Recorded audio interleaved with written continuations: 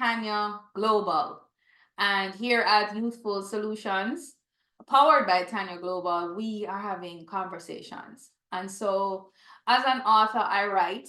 As you can see behind me, I have written quite a few books, different genres. Growing up mentally ill as a young person, as a result of suffering trauma from different types of abuses, I found writing to be an avenue for healing. Back then, we didn't have, quality access to mental health services, as well as mental illness was very taboo for for us. It still is for a lot of people, especially people of color. It's very taboo because we're expected to be so strong, especially women. And so I had PTSD and I had other issues, ADHD and OCD. Those were formally diagnosed later in my young adult life. But they were also assessed in my teen years. And I found writing to be this medium for healing. And so I write. And being involved in youth development for over 20 years, and I've had a very successful career. And I think I have engaged a lot of families, communities, and young people. And I see my young people all the time on Facebook. Hi, everyone. I see them on Facebook. I see the successes. And it's nice when you see success and you know the story, the backstory of the struggles when they didn't have lunch money for school, when they didn't have anywhere to live. Where I have some of those stories and I'll share them from time to time. But even as a mother, I'm a mother of different age millennials, from the oldest age down to the alpha. And it's always I use them as my own little social research in the home of how each generation really responds to different things. And I get fortunately to test youth development strategies and practices all the time. Because I believe in youth development because I have used it. I have used it among young people like myself who grew up in very poor situations, exposure to crime, violence, abuse, and I see its effectiveness. I'm not selling what we call in Jamaica. I'm not selling you a puss in a bag. I'm selling you something that's in a clear bag. It's called youth development, and I'm not selling it, right? Really, I'm sharing it with you. And so today I want to talk to parents, and this is our first video of many to come where we're talking to parents. And yes, we offer coaching, we offer mentorship to parents who want to become influencers. So we hear the term influencers now in terms of social influencers, but I was using that term long before, because I was encouraging parents to become influencers. In my home, I'm a key influencer. Parents must influence their children. It don't matter their age. Your role will change. So, younger millennials, my younger kids, of course, I am mommy, and I am the one that ultimately makes certain decisions in collaboration with you. I give you certain levels of freedom, but I'm also teaching as mother of older adult age millennials. I am coach, I'm cheerleader sometimes. Hey, you can do it, go, go, go. Sometimes I am your legal advisor, I'm an advisor, and sometimes I am a coach, sometimes I am a mentor, and sometimes I am nothing because I have to allow you to be, and then I am silent. But it takes something to become an influencer. Young people are all about respect. Yeah, it's in Jamaica, we are big on respect. It's like, man, just respect me now. We are all about respect. We are all about just showing me that you value me as a person. You don't have to like me. We say that all the time. You don't have to like me. I'm not coming for you like me. I did not come here to be liked by you. I came here for you to understand what it is I bring and to try to value that. You might not, but at least try. Trying is a sign of respect. And so young people are big on respect. And we teach them that you must respect your elders no matter what. But millennial age from X's, and I am, yes, I am an older millennium, the oldest generation of millennials, the late. So for all the generations of millennials, yes, we hear that. Yes, we hear that. And we see you do it too. To be honest, we do see you do it. But every person has a different idea of how that plays out. And so millennials will say, I can't respect you if you don't respect me. And so the respecting of self for a young person is very important. And it was the same really for every generation before. It's just that they didn't document that, but internally they processed it. Feeling respect from somebody is very important. And so to be able to have that as a parent, where I'm not just forcing you to respect me, but you actually see the value. It's a process. There are certain things that you have to be intentional about to get what we call ratings. So I work with a lot of young people all over the world in different situations, sometimes very grim. I have had young people to die sometimes. I have had young people to move on to serve life sentences in prison. I have had young people to live as street youth, homeless, prostitutes, for long periods of time. And sometimes, as I said, to die on the very streets. And so I have worked with a lot of young people, a lot of settings. And I have my own at home, which is the big challenge, because those ones, you don't leave them out there and go away. These ones are there. They're seeing you in your low time and your high time.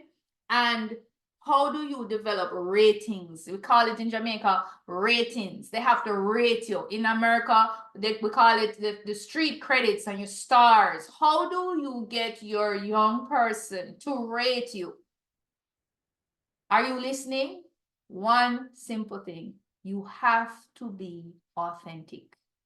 And you cannot be authentic if you yourself, within yourself, you are not a learner. Within yourself, you are not evolving. And so as a parents, a lot of us stop growing. We get married, we get the 2.1 kids, we get the white picket fence, we get that, and then we stop growing. We're not discovering anything new. We're not looking at ourselves and growing beyond old ways.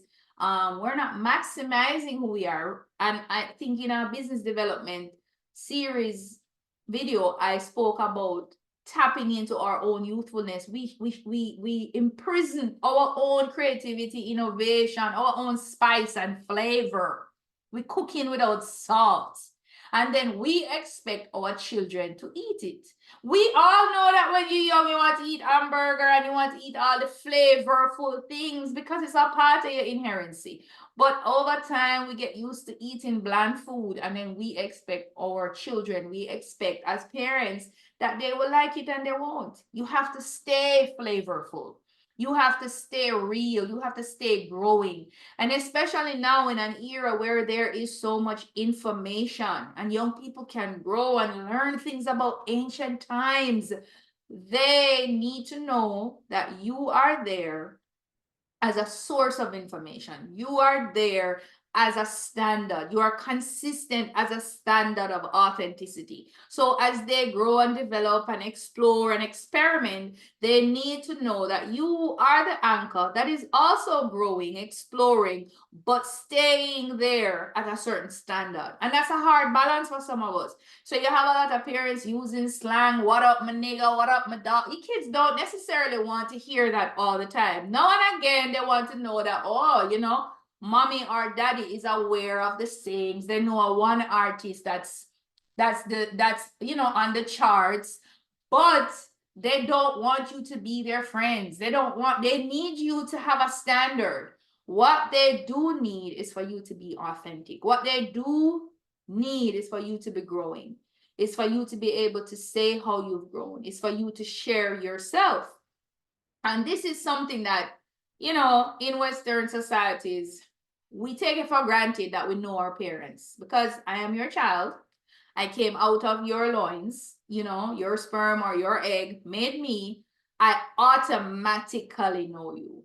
In ancient times, they believe that, and I believe that, yes, we do carry all of that memory of our ancestors and we do have them on the inside. But because of all of the technology, all of the disaggregation in culture, we don't know how to tap into these. And so we don't automatically know. And you will have to share and you will have to grow in an intimate relationship with your children. And so I understand because I have, let me use the most difficult, not because she is a difficult person, but because women are going through a lot of shaping by the society. And so she faces a lot of that. And my teenage daughter, but I am still able to retain that relationship where she can confide in me. She can share her intimate moments. She can regard me. I'm not telling you we don't beef. I'm not telling you we don't have moments where I don't want to talk to you. You're not my favorite person. And she feels the same way. And it takes energy because, again, society has pitted mother against daughter. Oh, we're supposed to have this conflict. We're not supposed to be friends. We're supposed to have this attitude, and no. And so we have to fight that, and we have to challenge those norms. So I stay young. I stay challenging norms. I stay authentic where there are social norms for me as a mother, for me as a woman, as a partner, that I will not accept. I will beat against it as if I'm a young buck until the wall breaks, and I will not accept those social norms that are not productive, they are not positive. And I teach my children to do that, and I do that, and they see that. They see me growing, they see me struggling with technology sometimes, but I am going to figure it out. And so as parents, in our first conversation, this is the takeaway. They will not respect, and then you have to move from respect now to ratings, to regard, to a highest regard for you if they don't see you being authentic. What does authenticity mean? It means I am growing. It means I am learning. It means I can acknowledge failure. I can acknowledge weakness. I can acknowledge challenges. It means I can share. I can be vulnerable with my kids. I can say, oh, because I'm correcting them about something. And then I say, oh, I made this mistake. And sometimes you're scared as a parent, let's say you're dealing with an issue like incarceration. Some of us, we don't want our kids to know that, we did get locked up by the police, we did go to jail, we did spend a night there or a day, we did go through the shame of court, we had a probation and a suspended sentence. Yeah, we did.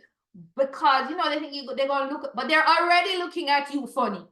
They are already looking at you funny. When I go into work with incarcerated youth, and I think I'm pretty, I think I look nice enough. They don't give me any ratings until they discover that I have scars, that I have street credits, that I understand if you steal, that I understand how poverty makes you do certain things. I understand how peer pressure can force you to go down a certain road. I understand how lack of love and intimacy in the home and understanding in the home can cause you. I have some scars. I have some here.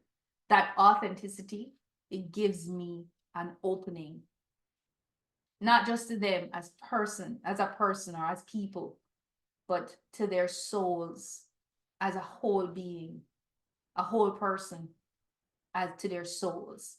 And it gives them an opportunity to find somebody that possibly can help them to take the steps in transitioning as a young person and finding healing, because a lot of our young people have been hurt. Some of them may not have been hurt personally. They might have been hurt by what they see on the news, by what their people are going through. A lot of young people of color are suffering. They might grow up in financially stable homes with mother and father, but they might have a lot of anger. They might have a lot of PTSD, or as we say, post-slavery traumatic disorder or syndrome, because of what their people they see. They saw George Floyd peeing himself and dying. A lot of non-people of color might suffer from the same trauma, seeing somebody of their own race doing that and feeling the fear and vulnerability that comes and saying, oh my God, I would hate them, and wondering if they hate me. And so a lot of our young people need healing, and parents, you are that first point of contact. And so I will, not just that we're available and you can reach us for coaching and mentorship and training and webinars, but that you can listen to these videos and you can take notes and say, okay, let me try to be authentic. Let me try to build a relationship. Let me stop acting as if this person knows me because they were around me, that they automatically know me. And so I must be their friend. I must be an influence in their lives.